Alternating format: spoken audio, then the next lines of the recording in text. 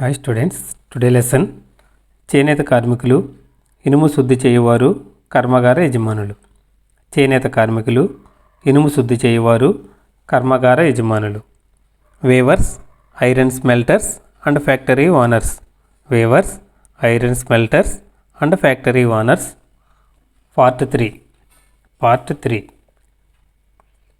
వుడ్జ్ ఉక్కు ఉత్పత్తి కోసం ఇనుమును శుద్ధి చేసే ప్రత్యేక సాంకేతికత అవసరం. వుడ్జ్ ఉక్కు ఉత్పత్తి కోసం ఇనుమును శుద్ధి చేసే ప్రత్యేక సాంకేతికత అవసరం. భారతదేశంలో 19వ శతాబ్దం చివరి వరకు ఇనుము శుద్ధి చేయుట అనేది చాలా సాధారణ ప్రక్రియ. భారతదేశంలో 19వ శతాబ్దం చివరి వరకు ఇనుము శుద్ధి చేయుట అనేది చాలా సాధారణ ప్రక్రియ.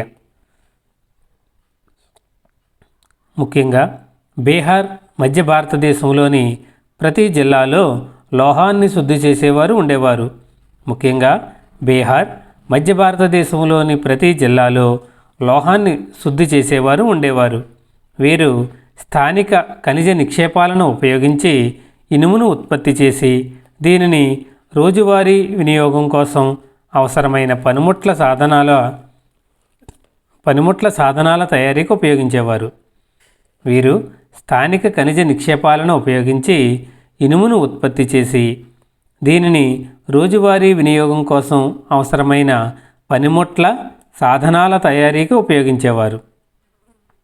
లోహమును శుద్ధి చేసే బట్టీలు సాధారణంగా మట్టి, ఎండబెట్టిన ఇటుకలతో నిర్మించబడేవి. లోహమును శుద్ధి చేసే బట్టీలు సాధారణంగా మట్టి, ఎండబెట్టిన ఇటుకలతో నిర్మించబడేవి. పురుషులు లోహాన్ని కరిగించేవారు, అయితే మహిళలు తిత్తులను ఆడించేవారు. పురుషులు లోహాన్ని కరిగించేవారు, మహిళలు తిత్తులను ఆడించేవారు. వీటిని బెల్లోస్ అంటారు.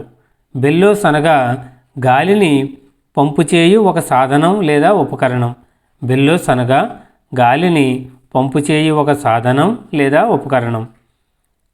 అంటే బొగ్గును మండించేందుకు గాలిని పంపింగ్ చేస్తుండేవారు. మహిళలు బొగ్గును మండించేందుకు గాలిని పంపింగ్ చేస్తుండేవారు. బీహార్లోని పలమావులో ఇనుము శుద్ధి చేయువారు. బీహార్లోని పలమావులో ఇనుమును శుద్ధి చేయువారు పై చిత్రంలో ఉన్నారు. పై చిత్రంలో మధ్య భారతదేశంలోని అగారియాలు ఇనుము శుద్ధి చేసేవారి సముదాయం నివసించు ఒక గ్రామం. మధ్య భారతదేశంలోని అగారియాలు ఇనుము శుద్ధి చేసేవారి సముదాయం నివసించు ఒక గ్రామం. అగారియాల లాంటి కొన్ని సముదాయాలు ఇనుము శుద్ధి చేసే కళలో నైపుణ్యం కలిగి ఉంటారు. అగారియాల లాంటి కొన్ని సముదాయాలు ఇనుము శుద్ధి చేసే కళలో నైపుణ్యం కలిగి ఉంటారు. వలస ప్రభుత్వం ప్రజలను రిజర్వ్ అడవులలోకి వెళ్లకుండా నిరోధించినప్పుడు అటవీ చట్టాలను ధిక్కరిస్తూ వారు తరచూ అడవుల్లో రహస్యంగా ప్రవేశించి కలపను సేకరించేవారు. వలస ప్రభుత్వం ప్రజలను రిజర్వ్ అడవుల్లోకి వెళ్లకుండా నిరోధించినప్పుడు అటవీ చట్టాలను ధిక్కరిస్తూ వారు తరచూ అడవుల్లో రహస్యంగా ప్రవేశించి కలపను సేకరించేవారు. అయితే వారు ఈ వృత్తిని చాలా కాలం కొనసాగించలేకపోయారు. చాలామంది తమ వృత్తిని వదిలి ఇతర జీవనోపాధి కోసం ప్రయత్నించేవారు. వారు వృత్తిని ఎక్కువ కాలం కొనసాగించలేకపోయారు. చాలామంది తమ వృత్తి వదిలి ఇతర జీవనోపాధి కోసం ప్రయత్నించారు. కొన్ని ప్రాంతాలలో ప్రభుత్వం అడవిలో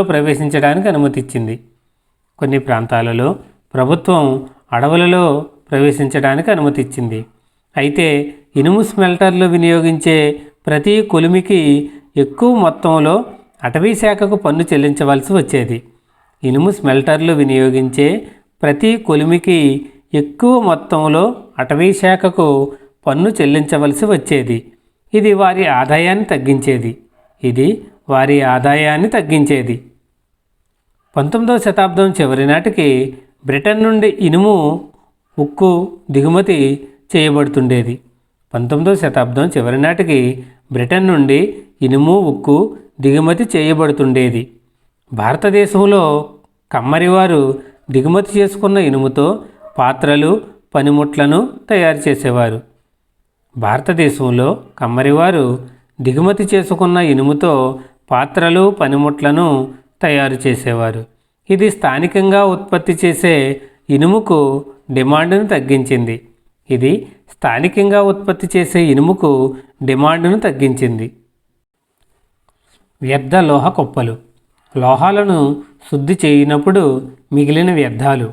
వ్యర్థ లోహ కుప్పలు. లోహాలను శుద్ధి చేయనప్పుడు మిగిలిన వ్యర్థాలు. Slag heaps.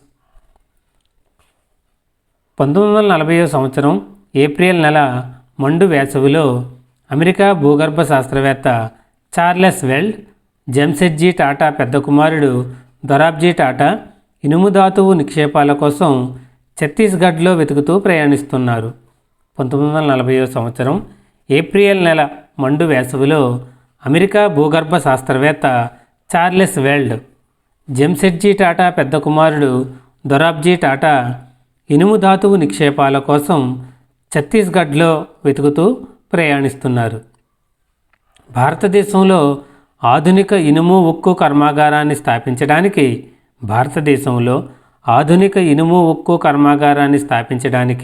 మేలైన ఇనుప ఖనిజం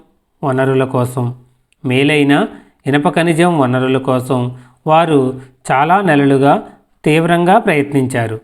భారతదేశంలో ఆధునిక ఇనుము ఉక్కు కర్మాగారాన్ని స్థాపించడానికి మేలైన ఇనుప ఖనిజం వనరుల కోసం వారు చాలా నెలలు తీవ్రంగా ప్రయత్నించారు. జంషెడ్జీ టాటా భారతదేశంలో పెద్ద ఇనుము ఉక్కు పరిశ్రమను స్థాపించడానికి తన సంపదలో చాలా భాగాన్ని వెచ్చించాలని నిర్ణయించుకున్నారు. జంషెడ్జీ టాటా భారతదేశంలో పెద్ద ఇనుము ఉక్కు పరిశ్రమను స్థాపించడానికి తన సంపదలో చాలా భాగాన్ని వెచ్చించాలని నిర్ణయించుకున్నారు. ఒకరోజు వెల్డ్, దొరాబ్జీ అడవుల్లో ఒక చిన్న గ్రామానికి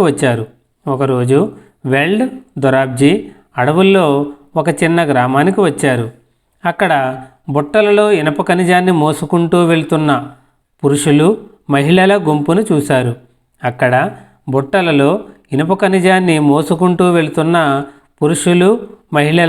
చూశారు. వీరు అగారియాలు.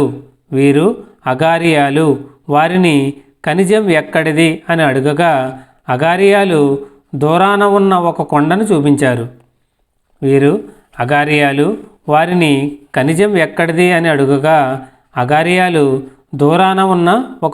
చూపించారు. వెల్డ్, దొరాబ్జీ దట్టమైన అడవుల గుండా సుదీర ప్రయాణం చేసి తర్వాత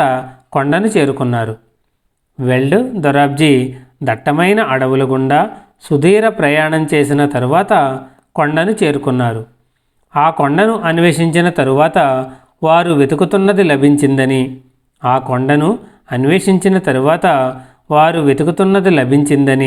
భూగర్భ శాస్త్రవేత్త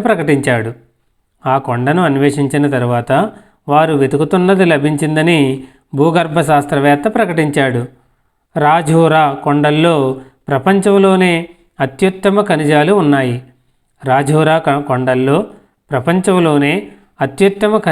ఉన్నాయి. కానీ అక్కడ ఒక సమస్య ఉంది. అది మెట్ట ప్రాంతం. పరిశ్రమ నడపడానికి కావలసిన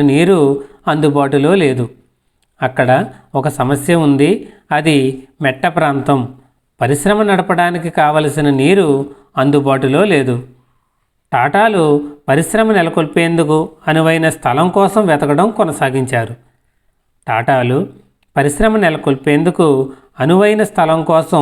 వెతకడం కొనసాగించారు.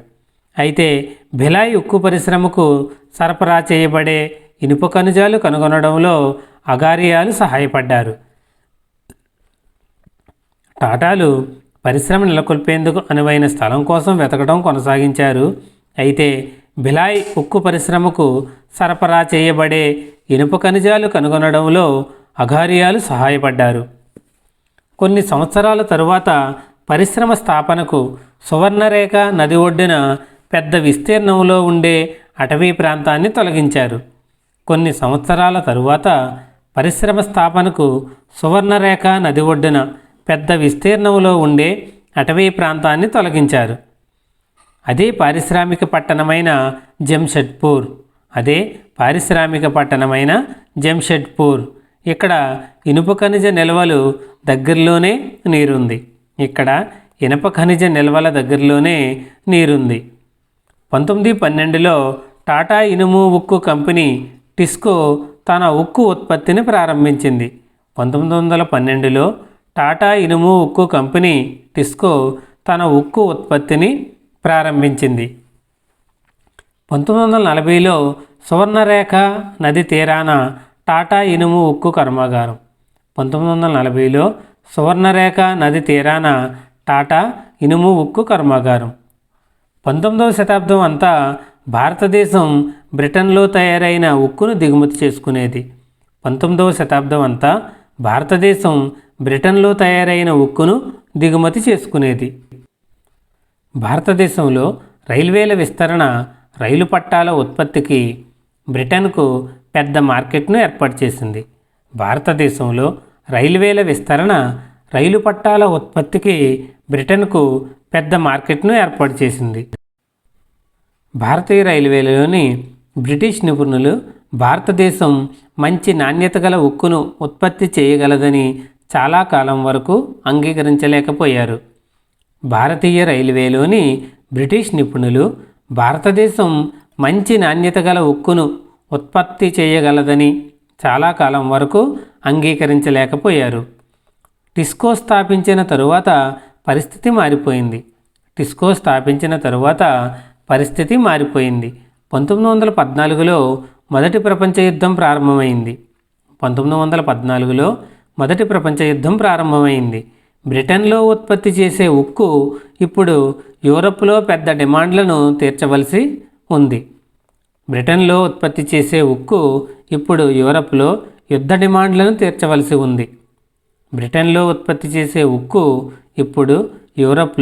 యుద్ధ డిమాండ్లను తీర్చవలసి ఉంది. కాబట్టి భారతదేశానికి బ్రిటిష్ ఉక్కు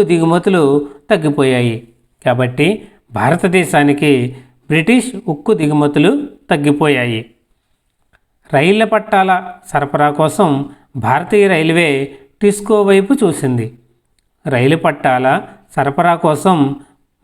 రైల్వే టిస్కో వైపు చూసింది. యుద్ధం చాలా సంవత్సరాలు కొనసాగడంతో టిస్కో యుద్ధానికి కావలసిన కవచాలు, క్యారేజ్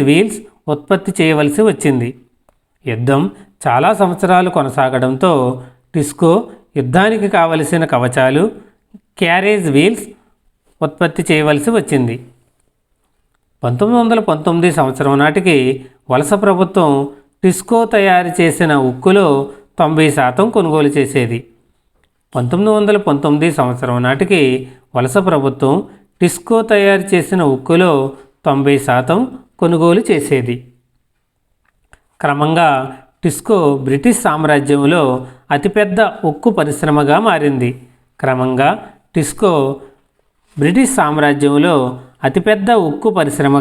మారింది.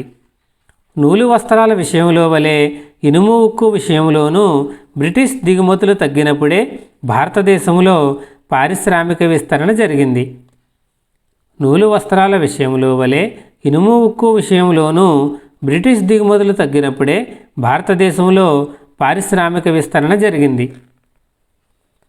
1909లో జంషెడ్పూర్లో నిర్మించిన పవర్ హౌసులు, బాయిలర్ హౌసులు. 1909లో జంషెడ్పూర్లో నిర్మించిన పవర్ హౌసులు, బాయిలర్ హౌసులు. 19వ శతాబ్దం చివరిలో జపాన్ పారిశ్రామికీకరణ చరిత్ర జపాన్కు భారతదేశానికి గల మధ్య వ్యత్యాసాన్ని తెలియజేస్తుంది. 19వ శతాబ్దం చివరిలో జపాన్ పారిశ్రామికీకరణ చరిత్ర జపాన్కు భారతదేశానికి గల వ్యత్యాసాన్ని తెలియజేస్తుంది.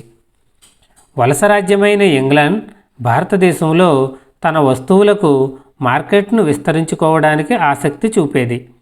వలస రాజ్యమైన ఇంగ్లాండ్ భారతదేశంలో తన వస్తువులకు మార్కెట్ను విస్తరించుకోవడానికి ఆసక్తి చూపేది. అది భారతీయ పారిశ్రామికవేత్తలకు మద్దతు ఇవ్వడానికి సుముఖంగా లేదు.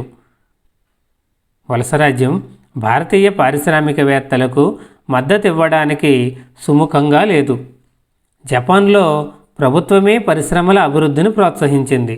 జపాన్లో ప్రభుత్వమే పరిశ్రమల అభివృద్ధిని ప్రోత్సహించింది. 1868లో జపాన్లో మీజీ అధికారం చేపట్టాక పాశ్చాత్య ఆధిపత్యాన్ని నిరోధించేందుకు జపాన్లో పారిశ్రామికీకరణ అవసరమని విశ్వసించింది.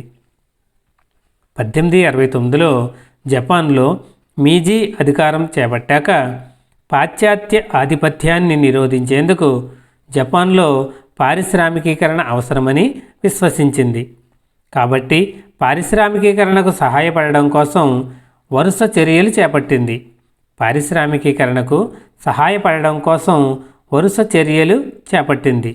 పోస్టల్ సేవలు, టెలిగ్రాఫ్, రైల్వేలు, ఆవిరితో నడిచే ఓడల వంటివి అభివృద్ధి చేయబడ్డాయి.